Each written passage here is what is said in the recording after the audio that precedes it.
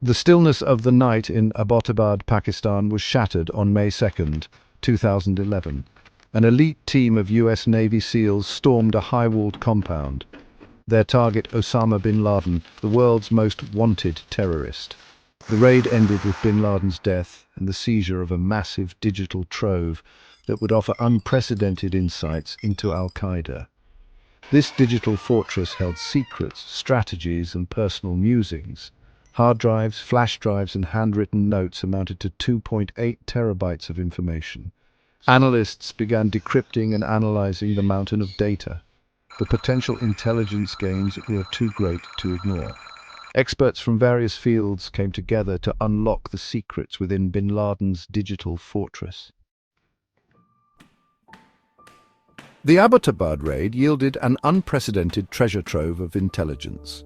Among the seized materials were over 6,000 documents that provided a glimpse into Bin Laden's world and the operations of al-Qaeda. Personal journals, meticulously kept, revealed the terrorist leader's thoughts, fears, and aspirations. They offered a glimpse into the man behind the image, a man driven by ideology but also plagued by doubts and anxieties. Operational plans, documented and detailed, exposed the chilling reach of al-Qaeda's network. They revealed plots thwarted and attacks planned, providing crucial insights into the group's modus operandi and strategic objectives. The documents also shed light on the internal dynamics of al-Qaeda, exposing power struggles, disagreements, and the challenges of maintaining unity within a global terrorist organization. The digital files also contained a surprising amount of personal correspondence. Letters to family members, some filled with mundane details of daily life, revealed a different side of the man known for his ruthlessness. These letters painted a picture of a man who, despite orchestrating acts of terror, was also a father, a husband, grappling with the complexities of family life. Despite being the leader of a global terrorist network, Bin Laden was deeply suspicious of technology, particularly the internet. He believed, with some justification, that electronic communication was easily intercepted and could compromise his security. This paranoia stemmed from his understanding of intelligence gathering and his desire to maintain absolute control over communication within al-Qaeda. To avoid detection, Bin Laden relied on a system of couriers, a method as old as espionage itself. Messages were painstakingly handwritten, often using archaic forms of Arabic and religious metaphors to obscure their true meaning.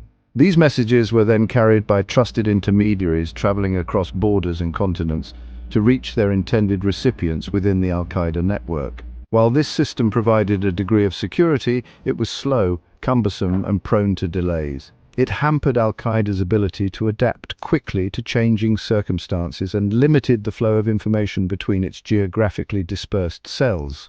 This reliance on outdated communication methods would prove to be a significant strategic disadvantage for Bin Laden and his organization. The task of decoding the digital and handwritten messages recovered from the compound fell upon the CIA's best minds. Teams of expert cryptographers worked tirelessly to break the encryption codes protecting Bin Laden's electronic files. They developed new algorithms exploiting weaknesses in the terrorist leader's security measures to unlock the secrets hidden within the digital data. Simultaneously, Arabic linguists fluent in various dialects and familiar with the nuances of extremist rhetoric were brought in. They painstakingly translated the handwritten messages, deciphering the coded language and religious metaphors used to mask their true meaning. It was a monumental task requiring a deep understanding of both language and ideology. The process was painstakingly slow, but the results were worth the effort. Piece by painstaking piece, the CIA built a comprehensive picture of al-Qaeda's operations, its financial networks, and its plans for future attacks. The intelligence gleaned from these decrypted messages would prove invaluable in the fight against terrorism. Section 5. The Crumbling Foundation of al-Qaeda. The intelligence retrieved from Bin Laden's compound revealed a stark reality. Al-Qaeda, once a formidable force, was in decline. The September 11th attacks, while a tactical victory, had triggered a response that Bin Laden had grossly underestimated. He had expected the United States to withdraw from the Middle East, much like the Soviet Union had retreated from Afghanistan. Instead, he faced a determined and relentless adversary. The US-led invasion of Afghanistan and the subsequent war on terror crippled al-Qaeda. The organization lost key leaders, training camps, and safe havens. Its financial networks were disrupted, and its ability to operate openly was severely curtailed.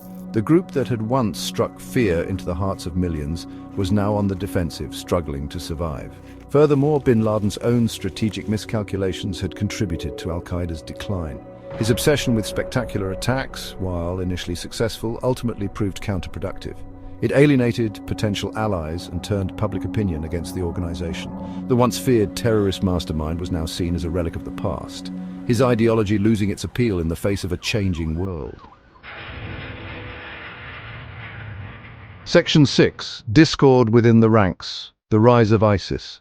The recovered data also exposed deep divisions within al-Qaeda, cracks that would eventually lead to the rise of even more brutal factions. Bin Laden, despite his reclusiveness, had found himself increasingly at odds with the leaders of al-Qaeda in Iraq, the precursor to the Islamic State of Iraq and Syria, or ISIS.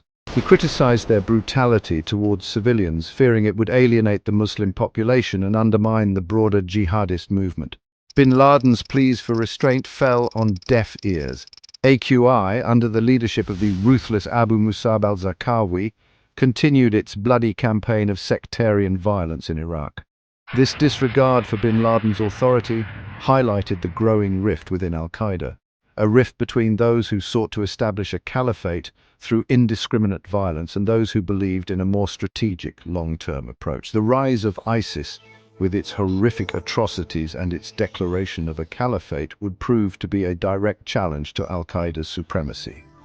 The two groups, once united under the banner of jihad, were now locked in a bitter rivalry for power, resources, and the allegiance of the global jihadist movement.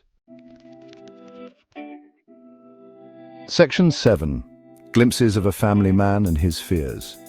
Amidst the chilling details of terrorist plots and ideological struggles, the recovered data also offered glimpses into bin Laden's personal life.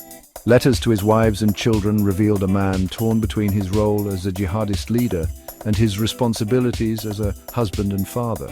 He wrote about mundane family matters, offered advice on marriage and parenting, and expressed concern for the well-being of his loved ones. In one letter to his son, Hamza, bin Laden advised him to be wary of electronic devices, believing they could be used for tracking. This paranoia extended to his own family, highlighting the constant fear and suspicion that had come to define his life. Despite his ideology of violence, bin Laden's letters revealed a deep-seated fear for the safety of his family, a fear that ultimately led to his downfall. These personal correspondences painted a complex and contradictory picture of bin Laden. He was a man who could orchestrate horrific acts of terrorism while simultaneously expressing tenderness towards his children. He was a figure driven by ideology but also constrained by human emotions, a chilling reminder that even the most ruthless individuals are capable of love and fear. Section 8. The Arab Spring, a wave al-Qaeda couldn't ride. The Arab Spring, a series of pro-democracy uprisings in 2011, presented both an opportunity and a challenge for al-Qaeda. The uprisings, fueled by discontent with authoritarian regimes, had the potential to create chaos that al-Qaeda could exploit. However, the movement's secular and democratic aspirations ran counter to al-Qaeda's ideology. Bin Laden saw it as a chance to capitalize on the unrest and advance al-Qaeda's goals. He urged his followers to infiltrate the protest movements, hoping to radicalize them. However, al-Qaeda's message of violence found little resonance among the protesters. The Arab Spring exposed al-Qaeda's ideological bankruptcy and its inability to adapt. The organization, once seen as a vanguard, was now increasingly irrelevant. The Arab Spring marked a turning point, demonstrating the power of peaceful protest and the declining appeal of extremism.